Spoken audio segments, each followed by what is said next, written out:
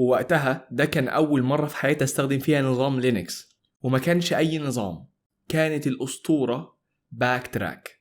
خلصت التسطيب من هنا، وأول ما الواجهة اشتغلت بصراحة كان بالنسبة لي رعب. الشكل، الأدوات، الواجهة نفسها، كله كان مرعب بشكل مش طبيعي. أنا كنت خايف لو ضغطت زرار بالغلط أهكر جهة حكومية من غير ما أقصد، وأنا مش جاي أهرج هنا، لأنه قبلها كنا بنستخدم نظام ويندوز، وكان بشوية برامج وأدوات كان واحد ممكن يخترق أجهزة ويتحكم فيها، يخترق مواقع ويتحكم فيها كمان، ويسحب قاعدة البيانات بتاعتها، وده كله كان من على نظام ويندوز عادي. ما بالك لو استخدمت نظام تشغيل كامل مخصص للهاكرز؟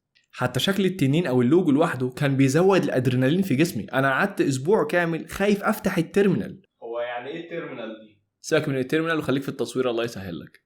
لكن لما بدأت استخدم اللينكس اكتشفت ان ده تاني افضل قرار اخدته في حياتي. وايه اول قرار؟ اني مسحت الويندوز طبعا.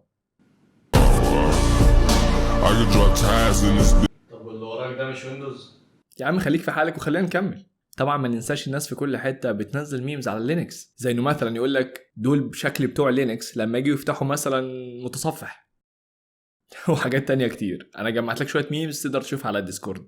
طيب ليه لينكس مهم؟ لينكس مش بس نظام تشغيل، ده هو الشيء اللي خلى التفاعل مع الكمبيوتر ياخد مجرى وشكل مختلف تماما، وهو نفسه النظام اللي بيشغل معظم السيرفرات والمواقع اللي انت بتزورها. التليفونات الاندرويد مثلا، والاجهزه الذكيه في بيتك زي مثلا التلفزيون والغساله والتكييف وغيرها. ده حتى الروبوتات نفسها مبنيه على لينكس. بص، هو تقريبا اي شيء في الكوكب النهارده مبني على لينكس، حتى الدرونز مبنيه على لينكس. ولو انت بتقول على نفسك ان انت شغال في السكيورتي او الاي تي وما بتعرفش تعمل اس اس اتش على نظام لينكس، فانت ضايع. ولينكس ببلاش فري، يعني تقدر تعدل عليه وتطور فيه وكمان تكسب منه فلوس. قبل اللينكس كان في حاجه اسمها يونكس، وده في حد ذاته كان الاساس لانظمه كتير جدا شايفينها النهارده، ما عدا الويندوز طبعا، يعني زي انظمه شركات كبيره عندك مثلا اوراكل، بي اتش بي، واي بي ام. ومش بس كده، الماك او اس اللي هو البتاع ده مبني على يونكس، وطبيعي لينكس اللي احنا جايين نتكلم عليه النهارده هو كمان مبني على يونكس. فيونكس دي هي البذره، هي الاساس،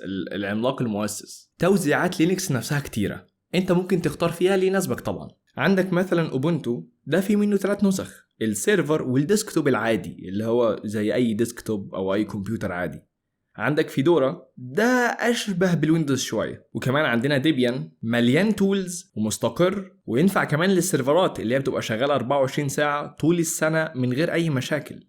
حتى نظام الابديت بتاعه بيكون مستقر شويه. وعندنا كمان ريد هات، لو انت كوبريشن او شركه وعايز تعتمد على انظمه اللينكس في السيرفرات والاجهزه بتاعتك، فيعتبر ريد هات الانسب للشركات. ليه؟ علشان طبعا في سبورت او في دعم كامل ليه تقدر تستفيد منه. وعندنا اللينكس منت، طبعا ده يعتبر اشهر واحد والاقرب نوعا ما لنظام الويندوز من حيث الواجهه والبرامج وحتى الاستخدام، سهل وسلس ويناسب اي حد حابب ان هو يبدا. وعندنا الارش، ده بقى للمحترفين، عارف اللي هو لو عندك نظره ما عن الهاكرز اللي قاعدين تحت الارض، هو ده اللي ممكن تشوفه في الشاشات بتاعته. مرن جدا في كل الكاستومايزيشن اللي انت ممكن تتخيلها، يعني انت ممكن حرفيا تعدل فيه اي شيء انت عايزه بالشكل اللي انت عايزه. واخيرا وليس اخرا الكالي لينكس، وده اكيد موجه للهاكرز. مفيش هاكر ما عداش عليه كالي لينكس، ما تحاولش. طيب ابدا منين؟ انا نصيحتي ليك ابدا باللينكس منت كنظام اساسي عندك على البي سي، بحيث انه يكون بديل للويندوز. خلاص مش عايزين ويندوز بعد الان. وتقدر تستخدم كالي لينكس مثلا كنظام وهمي زي ما إليوت مثلا عمل في اللقطة دي.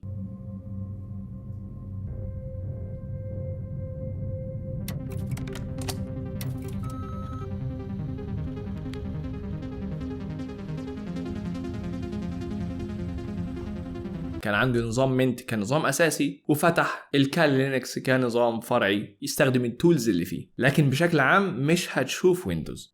في ناس بتبقى متخوفه من فكره الاوامر. انت مش تكتب اوامر خالص، يعني انت في الاول استخدامك ليه كانه ويندوز عادي. ممكن حتى تبدا بامرين، اللي هو امر سي دي change directory او انه يخش جوه ملف معين او فولدر، وال اس واللي هو بيعرض محتويات الفولدر ده. ما فيش ابسط من كده. نظام اللينكس كله مبني على حاجتين اتنين، فايلز ملفات يعني، وفولدرز او بيسموها دايركتوريز. هو ده هو النظام كله مبني بالحاجتين الاتنين دول، ما فيش غيرهم. وشويه صلاحيات بتربط بقى الملفات بالفولدرز دي او الدايركتوريز دي. ومع الوقت لوحدك هتفهم التقسيم بتاع نظام اللينكس. زي مثلا عندك السلاش دي معناها الروت، او انت دلوقتي مثلا في المكان الاساسي الخاص باللينكس في اخر شيء، هو مفيش بعد كده حاجه، هو انت في الاول خالص. مسار مثلا زي اللي اسمه سلاش بن ده في البرامج الجاهزه بتاعه اللينكس. سلاش اس بن طبعا الاس اختصار لسيستم، وهنا معناها الادوات بتاعه النظام، لكن لازم تبقى بصلاحيه روت. مين هو الروت؟ الروت هو اعلى صلاحيه في نظام اللينكس، اي حد تاني بيبقى يوزر.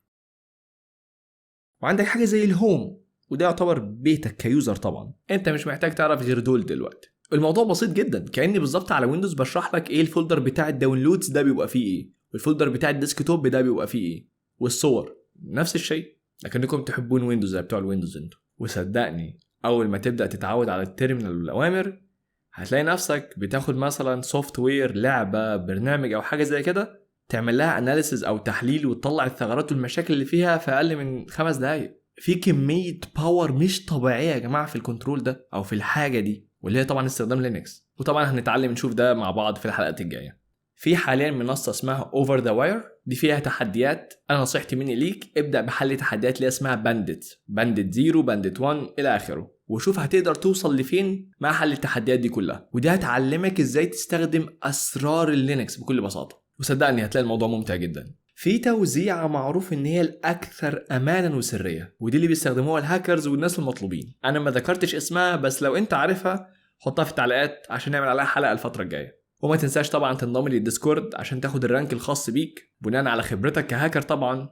واخيرا ما تنساش تاني سبسكرايب عشان مش اخر مرة نتكلم فيها على لينكس، هتكون المرة دي. سلام. كل ما ابص لشكل التنين لوحده كان بيتزود كل ما ابص لشكل التنين مجنح يا اخوي تاني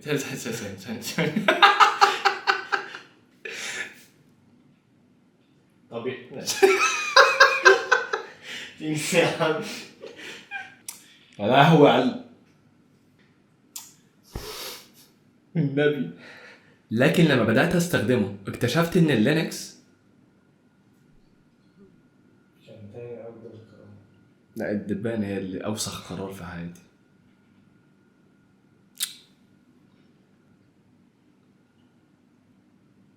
بس كده هعملها بقى على الايديت بتاع اللي هو هوريهولك. لو بص هي في المونتاج تبقى حلوه